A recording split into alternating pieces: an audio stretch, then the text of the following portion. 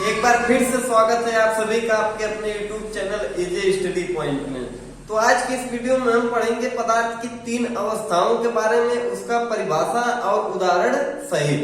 ठीक, तो पदार्थ की तीनों अवस्थाओं की बात करें तो पदार्थ की मुख्यतः तीन अवस्थाएं होती हैं, ठोस, द्रव और गैस। सबसे पहले हम इसकी परिभाषा देखेंगे, फिर इसका उदाहरण देखेंगे। तो यहाँ पे परिभाषा लिख दी है ठोस। ठोस को इंग्लिश में क्या कहते हैं? सॉलिड। यदि ठोस की परिभाषा आपसे कोई पूछे तो आप आसानी से कह सकते हैं कि वे पदार्थ जिनका आकार और आयतन निश्चित होता है उसे हम क्या कहते हैं? ठोस। ऐसे पदार्थ जिनका आकार और आयतन निश्चित हो उसे हम क्या कहेंगे? ठोस। उदाहरण जैसे पत्थर हुआ, लकड़ी हुआ, लोहा हुआ, कोयला आदि। जैसे देखिए पत्थर है, पत्थर को हम उठा के कहीं रख दें, उसका आकार और आयतन नहीं बदलेगा। 4 किलो का है तो 4 किलो का रहेगा, उसका कुछ परिवर्तन नहीं होने वाला है। लकड़ी है 10 किलो का है, उसको हम उठा के कहीं दूसरे स्थान पर रख दें, कुछ परिवर्तन होने वाला नहीं है। उसी प्रकार लोहा है। कहने का तात्पर्य है कि ऐसी वस्तुएं जिनका आकार और आयतन निश्चित हो उसे हम क्या कहेंगे? ठोस, उसमें कुछ परिवर्तन न हो। द्रव की बात करेंगे तो द्रव को ये इंग्लिश में क्या कहते हैं? लिक्विड। द्रव की परिभाषा होती है कि वे पदार्थ जिनका आयतन निश्चित और आकार अनिश्चित होता है द्रव कहलाता है। ठीक, अब यहीं पे हम समझेंगे। द्रव की परिभाषा ऐसी होती है कि जिसका आयतन निश्चित हो लेकिन आकार अनिश्चित हो।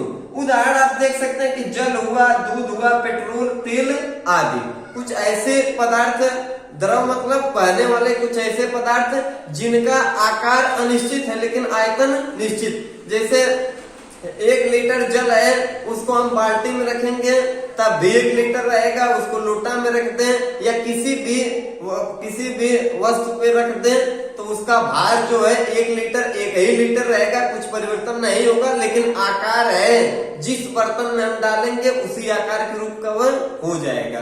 तो सीधे से द्रव वे पदार्थ है जिसका आकार अनिश्चित है लेकिन आयतन निश्चित। आयतन मतलब भार, वही। ठीक, तो हम यह आपका दूध हुआ, दूध 4 लीटर है, उसको हम बाल्टी में रख दें तब भी 4 लीटर रहेगा।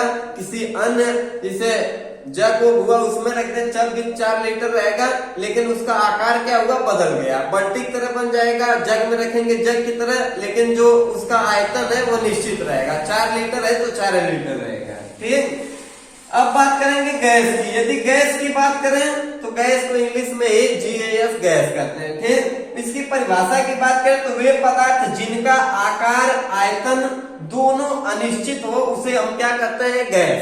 गैस की बात करेंगे तो सिर्फ हम गैस इस प्रकार जान सकते हैं कि जिसका आकार और आयतन दोनों अनिश्चित हो। हम किसी वस्तु में रखें न तो उसका आकार निश्चित है और न ही उसका आयतन, दोनों अनिश्चित हो उसे हम क्या कहेंगे? गैस। तो आप इस तरीके से शानदार तरीके से याद कर सकते हैं, बहुत ही आसान तरीके से, कि यदि ठोस की बात करें तो ऐसे पदार्थ जिनका आकार और आयतन दोनों निश्चित होता है उसे हम क्या कहते हैं? ठोस। ठोस पदार्थ वे कहलाते हैं। आपसे कोई पूछे द्रव किसे कहते हैं तो ऐसे पदार्थ जिनका आकार अनिश्चित है लेकिन आयतन भार निश्चित है उसे हम क्या कहेंगे? द्रव। लेकिन जब आपसे कोई पूछे गैस की परिभाषा तो आपको बताना है कि ऐसे पदार्थ जिसका आकार और आयतन दोनों अनिश्चित हो उसे हम क्या कहेंगे? गैस। तो इस तरीके से आप परिभाषा के माध्यम से, उदाहरण के माध्यम से बहुत आसान तरीके से समझ गए होंगे। उम्मीद करता हूँ वीडियो आपको जरूर पसंद आया है। यदि चैनल पर नए हैं तो चैनल को सब्सक्राइब कर दें और वीडियो को लाइक, कमेंट और शेयर कर दें।